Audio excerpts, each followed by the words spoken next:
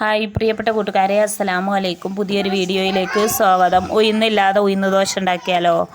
ഉഴുന്നില്ലാതെ ഉഴുന്ന് ദോശ ഉണ്ടാക്കി എങ്ങനെ ഉണ്ടാവും എന്നുള്ളതാണ് ഇന്ന് എൻ്റെ വീഡിയോയിൽ കാണിക്കാൻ പോകുന്നത്. ഉഴുന്നില്ലാത്തൊരു ഉഴുന്ന് ദോശയുടെ വീഡിയോയിലേക്ക് ഒരിക്കൽ കൂടി സ്വാഗതം പറഞ്ഞുകൊണ്ട്, അടിപൊളി ടേസ്റ്റാണ്. എല്ലാവരും എൻ്റെ വീഡിയോ കണ്ടിട്ട് ഇതുപോലെ ഒന്ന് ഉണ്ടാക്കി നോക്കുക, അത്രയൊക്കെ തന്നെ പറയാനുള്ളത്.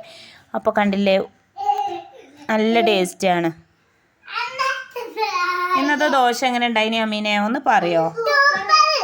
സൂപ്പർ ദോശയെന്ന് കുട്ടികളൊക്കെ പറഞ്ഞിട്ടുണ്ട്. സൂപ്പറാണ്, ഹെൽത്തി റെസിപ്പിയാണ്, എല്ലാമാണ്. അപ്പം ഞാൻ ഒരു കുക്കറിൽ അരി വെള്ളത്തിലിട്ട് ഊറ്റിയെടുത്തിട്ടുള്ളതാണ്. കുക്കറിൻ്റെ മണമെന്നൊന്നുമില്ല, ഏതെങ്കിലും ഒരു പാത്രത്തിൽ വെള്ളത്തിലിട്ട് ഊറ്റിയെടുത്തിട്ടുള്ളതാണ്. ഒരു മിക്സിയുടെ ജാറിലേക്ക് ഇട്ട് കൊടുത്തത് അരിയാണ്. അരിയിലേക്ക് ഉഴുന്നിട്ടിട്ടില്ല കേട്ടോ, നിങ്ങളിനി ശരിക്കും നോക്കിക്കോളി. ഉഴുന്നില്ലാത്ത അരിയാണ് ഞാനിവിടെ ഇട്ട് കൊടുത്തത്. ഇനി ഒരു മിക്സിയുടെ ജാറിലേക്ക് ഞാൻ ഈ അരി കഴുകി വൃത്തിയാക്കിയിട്ടുള്ള അരി വെള്ളത്തിലിട്ട് കുതിർത്തി ഊറ്റിയെടുത്തിട്ടുള്ള അരിയാണ് ഒരു മിക്സിയുടെ ജാറിലേക്ക് ഇട്ട് കൊടുക്കുകയാണ്. ജാറിലേക്ക് ഇട്ട് കൊടുത്ത് കഴിഞ്ഞാൽ ഞാൻ ഇതിലേക്ക് ഇട്ട് കൊടുക്കുന്നത് ഉലുവയാണ്. ഉലുവ 2 ടീസ്പൂൺ അളവിൽ വെള്ളത്തിലിട്ട് കുതിർത്തി ഊറ്റിയെടുത്തിട്ടുണ്ടായിരുന്നു.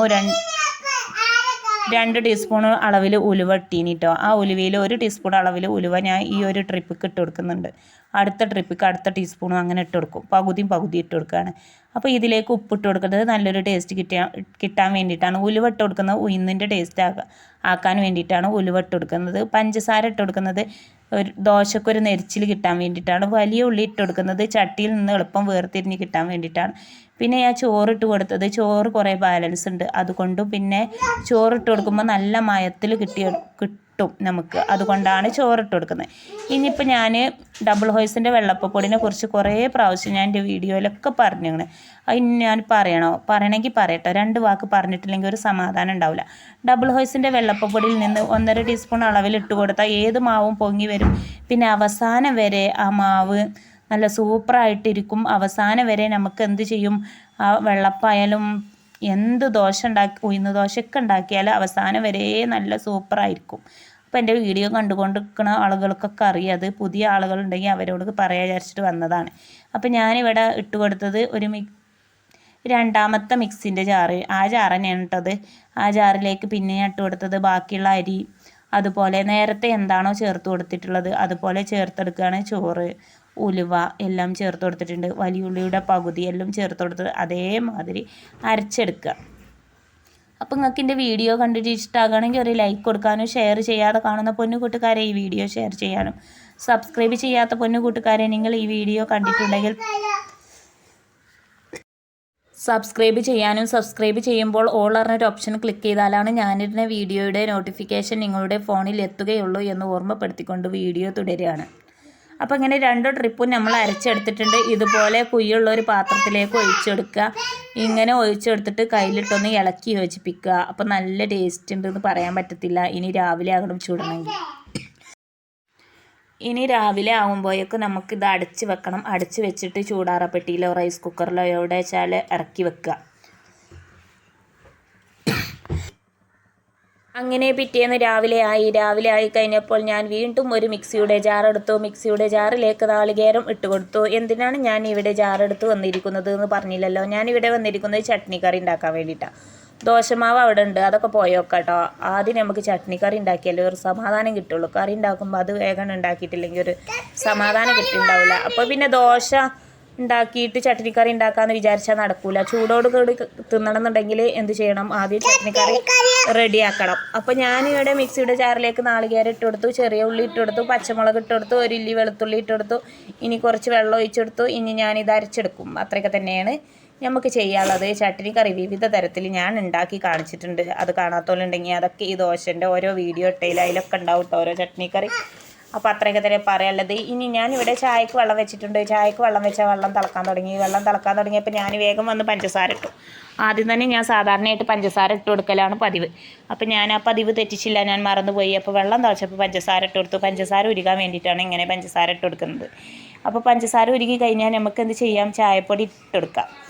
പഞ്ചസാര കയ്യിലിട്ട് ഇളക്കാൻ മടിച്ചിട്ടില്ല, മടിയോണ്ടാണല്ലോ ഇപ്പോൾ ഇങ്ങനെ ചെയ്യണത്. അപ്പോൾ ചായപ്പൊടി ഇട്ടെടുത്തു. ചായപ്പൊടി ഇട്ട് കൊടുത്തു കഴിഞ്ഞാൽ കുറേ നേരം ഇട്ട് തിളപ്പിക്കാൻ നിൽക്കരുത്. നമ്മളെന്ത് ചെയ്യണം, തിളച്ച് കഴിഞ്ഞാൽ നമ്മൾ വേഗം ഗ്യാസ് ഓഫാക്കിയിട്ട് നമ്മൾ അടച്ച് വെക്കണം. ഒരു പാത്രം കൊണ്ട് അടച്ച് വെക്കുക, ഒരു മൂടി കൊണ്ട് അടച്ച് വെച്ചാൽ പെട്ടെന്ന് ചായ നല്ല ടേസ്റ്റ് ഉണ്ടാവും. അപ്പോൾ ഞാൻ ഇതിവിടെ തുറന്ന് വെച്ച് കണ്ട് കേട്ടോ ക്യാമറ ഓണാക്കിയില്ല, ഞാൻ പോയിക്കണേ. അപ്പോൾ അതുകൊണ്ട് ആ ചായ ടേസ്റ്റ് ഉണ്ടാവുമെന്ന് ഉറപ്പിച്ച് പറയാൻ പറ്റില്ല. കുറേ നേരം ഒന്നും ഇങ്ങനെ വെട്ടി തിളക്കല്ലേ, ഇങ്ങനെ തിളക്കാൻ പാടില്ല. കുറേ സമയം ഇങ്ങനെ തിളച്ചെടുക്കാൻ പാടില്ല കേട്ടോ. അപ്പോൾ ചായ കയ്പ്പ് ടേസ്റ്റ് ആയി വരും. അപ്പോൾ അങ്ങനെയൊക്കെയാണ് എൻ്റെ വീഡിയോ. കണ്ടോ, ഇവിടെ മൂടി വെച്ചിട്ടുണ്ട്. ഇപ്പം തന്നെ വെച്ചതുകൊണ്ട് വലിയ പ്രശ്നമല്ല. കുറേ ഇട്ട് തിളപ്പിച്ചാൽ ടേസ്റ്റ് ഉണ്ടാവില്ല. അപ്പോൾ ഞാനിവിടെ എടുത്തിട്ടുണ്ട് ഒരു ചട്ടി എന്തിനാണ് ഞാൻ എടുത്തിട്ടുള്ളത്? ഞാൻ ഈ ചട്ടിയിൽ ചട്ടിനിക്കറി ഉണ്ടാക്കാൻ വേണ്ടിയിട്ടാണ് ചട്ടി എടുത്തിട്ടുള്ളത്. വെള്ളം വലിഞ്ഞിട്ടുണ്ട്. വെള്ളം വലിഞ്ഞ് കഴിഞ്ഞാൽ നമുക്ക് ഉടനെ തന്നെ നമുക്ക് ചട്ടിനിയല്ല നാളികേരമൊക്കെ നമ്മൾ അരച്ചെടുത്ത് വന്നിട്ടുണ്ട്. ഇനി നമ്മൾ വന്നു കഴിഞ്ഞാൽ നമ്മൾ എന്ത് ചെയ്യണം? ഇതിലേക്ക് വെളിച്ചെണ്ണ ഒഴിച്ച് കൊടുക്കണം. വെളിച്ചെണ്ണ ഒഴിച്ചെടുത്തിട്ടുണ്ട്. വീണ്ടും ഈ ചായ എന്തിനു ഇങ്ങോട്ട് വന്നു എനിക്കറിയില്ല. ഏതായാലും രണ്ടാമത് കയറി വന്നതായിരിക്കും. അപ്പോൾ ഞാനിവിടെ കണ്ടോ ചട്ടി എടുത്തിട്ടുണ്ട്. ചട്ടി വീണ്ടും കയറി വന്നു. ഏതായാലും ചട്ടിയിലത്തെ വെള്ളം ഒന്ന് ശരിക്കും വറ്റിക്കോട്ടെ. നേരത്തെ വെള്ളം വറ്റിയിട്ടുണ്ടായിരുന്നില്ല. അപ്പോൾ ഞാനിവിടെ ചട്ടി വീണ്ടും വെച്ചു. അപ്പോൾ കണ്ടില്ലേ, ഇതാണ് ഈ എഡിറ്റിങ്ങിൻ്റെ പ്രശ്നം. ചില സമയത്ത് ഈ VN പറഞ്ഞ ഇത് സ്ട്രക്ക് ആവുകയാണ്. ഞാൻ എഡിറ്റ് ചെയ്യുമ്പോൾ അവിടെയൊക്കെ സ്ട്രക്ക് വരികയാണ്. അപ്പോൾ ഞാൻ എവിടേക്ക് ഡിലീറ്റ് ആക്കണം അറിയില്ല. ഏതായാലും കറക്റ്റ് റെസിപ്പിയാണ് ഞങ്ങൾക്ക് കാണിച്ചു തരുള്ളൂ. എന്തെങ്കിലും അപാകത ഉണ്ടെന്നുണ്ടെങ്കിൽ ഞാൻ അപ്പം തന്നെ അവിടെ തന്നെ നിങ്ങൾക്ക് പറഞ്ഞുതരും. അപ്പോൾ ഞാനിവിടെ ഇട്ടത് കടുക് ഇട്ട് കൊടുത്തിട്ടുണ്ട്. ഇതിലേക്ക് കറിവേപ്പിലിട്ട് കൊടുക്കുന്നുണ്ട്. ഞാൻ നാളികേരത്തിൻ്റെ അരപ്പ് ഇതിലേക്ക് ചേർത്ത് കൊടുക്കാം. അപ്പോൾ വെളുത്തുള്ളിയും ചെറിയ ഉള്ളി പച്ചമുളകും ചേർത്ത് അരച്ചത് കൊണ്ട് തന്നെ നല്ല ടേസ്റ്റ് ഉണ്ടാവും ചട്നി കറിക്ക്. അപ്പോൾ ഇനി ഇതിലേക്ക് ആവശ്യത്തിനുള്ള ഉപ്പും ചേർത്ത് കഴിഞ്ഞാൽ ഒന്ന് തിളച്ച് കഴിഞ്ഞാൽ ഓഫാക്കുക കേട്ടോ. കുറേ നേരം ഇട്ട് തിളപ്പിച്ചാൻ പാടില്ല. ചെറുതായിട്ടൊന്ന് തിള വന്ന് കഴിഞ്ഞാൽ തന്നെ നമ്മൾ ഓഫാക്കി എടുക്കുക. അപ്പോൾ അത്ര തന്നെ ഉള്ളൂ. ഈ വീഡിയോ ഇവിടെ വൈൻഡപ്പ് ആക്കിട്ടോ. ഇനി അടുത്ത വീഡിയോയിലേക്ക് സ്വാഗതം. അപ്പോൾ ചട്നി കറിയിൽ ഉപ്പിടാൻ മറക്കരുത്. ഇനി ഞാൻ ഇവിടെ വീണ്ടും ചട്ടിയായിട്ട് വന്നിരിക്കുന്നു. ചട്ടിയിൽ നമ്മൾ നേരത്തെ തയ്യാറാക്കി മാറ്റി വെച്ച ദോശൻ്റെ മാവാണ് ഞാനിവിടെ ചുട്ടെടുക്കാൻ പോകുന്നത്. ദോശൻ്റെ മാവ് ഇവിടെ നിങ്ങൾ കണ്ടില്ലല്ലോ. ഞാൻ തന്നെ കണ്ടില്ല. അതാണ് ഇപ്പോൾ എൻ്റെ വീഡിയോൻ്റെ കഥ. ഏതെങ്കിലും ദോശമാവ് ഞാൻ കാണാത്ത സങ്കടം എനിക്ക് വളരെയധികം ഉണ്ട് കേട്ടോ. ദോശമാവ് ഇനി എവിടെയെങ്കിലും ഉണ്ടാകുമോ പഠിച്ചോനെ. ആ ദോശമാവ് ഇല്ലേണ്ട പോയത്. ഏതെങ്കിലും ഒരു പുടുത്തില്ല. ദോശമാവിൻ്റെ ഒരു കഥയില്ല കേട്ടോ ഇതിൽ. അപ്പോൾ ഇവിടെ കുട്ടികളൊക്കെ കഴിച്ചിട്ടുണ്ട്. അപ്പോൾ രാവിലെ എടുത്ത വീഡിയോ ആണ്. അതുകൊണ്ടാണ് ഈ വീഡിയോ ഒക്കെ ഇങ്ങനെ. അപ്പോൾ ആ ദോശമാവ് തന്നെയാണ് കേട്ടോ ഞാൻ ചുട്ടെടുത്തിട്ടുള്ളത്. അപ്പോൾ കുട്ടികളൊക്കെ ഇവിടെ കഴിക്കുന്നുണ്ട് എന്ന് പറയാൻ വേണ്ടിയിട്ടാണ് ഇവിടെ നിങ്ങൾക്ക് വീഡിയോ കാട്ടി തന്നത്. എന്താണെന്ന് വെച്ചാൽ ഉഴുന്ന് ദോശയാണെന്ന് കരുതിയിട്ടാണ് ഇവർ കഴിക്കണത്. ഇവർക്കറിയില്ല ഇത് ഉലുവ ഇട്ടുകാണ് ഉണ്ടാക്കി കലക്കി കുറുക്കിണ്ടാക്കിയാന്നോ ആർക്കും അറിയില്ല. ഉലുവ ഇട്ടുകാണ് ഞാൻ ഉണ്ടാക്കിയാന്ന് പറഞ്ഞാൽ അവരത് തിന്നാൻ തന്നെ പോവില്ല. അപ്പോൾ അവർക്ക് ചുവയുണ്ട്, ടേസ്റ്റ് അങ്ങനെയായി ഇങ്ങനെയായി എന്നൊക്കെ ഓല് പറയും. ഇതൊന്നും അറിയാത്തതുകൊണ്ട് അവർ കഴിച്ച് മദ്രസയിലേക്ക് പോകാൻ വേണ്ടി നിൽക്കുന്ന സമയത്ത് ഇവരിവിടെ എണീറ്റ് വന്നിട്ടുണ്ട്. ഇവർ രണ്ടുപേരും എണീറ്റ് വന്നിട്ട് ഇവർ നേരെ കളർ കൊടുക്കാൻ വേണ്ടിയിട്ട് വരികയാണ്. ഇവർ പല്ല് തേച്ച് കണ്ട് ചായ എടുക്കാനുള്ള പരിപാടിയൊന്നുമല്ല. അവർക്ക് പുസ്തകമായിട്ട് കളർ കൊടുക്കാനുള്ള പദ്ധതിയാണ്. അപ്പോൾ അത് മാറ്റി വെച്ചിട്ട് ഞാൻ ബ്രഷൊക്കെ എടുത്ത് കൊടുത്തിട്ടുണ്ട്. അവരൊന്ന് പല്ല് തേച്ചോട്ടെ എന്ന് വിചാരിച്ചിട്ട്. അപ്പോൾ അങ്ങനെ അവരുടെ പല്ല് തേപ്പൊക്കെ കഴിഞ്ഞാൽ അവർക്ക് ചായ കൊടുക്കും. പിന്നെ ഞാൻ ശരിക്കുള്ള ദോശ ചുടുള്ളൂ കേട്ടോ. കാരണം അപ്പം ഞാൻ അവർക്ക് വേണ്ടിയിട്ട് പെട്ടെന്ന് ദോശ ചുട്ടെടുത്തതാണ്.